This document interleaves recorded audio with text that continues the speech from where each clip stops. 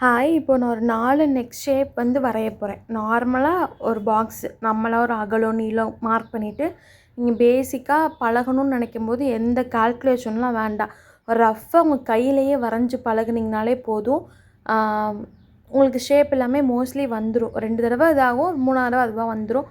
நமக்கு அத பார்க்கும்போது நம்ம இத தச்சோன்னா நம்ம கரெக்ட்டா வருமா? அப்படிங்கிறத பார்க்கலாம். செகண்டு நான் வெட்டும்போது லைட்டா ஒரு கோணலா கூட வெட்டிக்கலாம். ஒரு வேளை நான் ஒழுங்கா வரையல, வெட்டிட்டு நான் திருப்பி பார்க்கும்போது எனக்கு கொஞ்சம் ஷேப் இல்லன்னா, நம்ம எப்படி என்ன பண்ண போறோம்னா, உள்ள 1/4 இன்ச்லயோ, 1/2 இன்ச்லயோ தள்ளி தான் தைக்க போறோம்.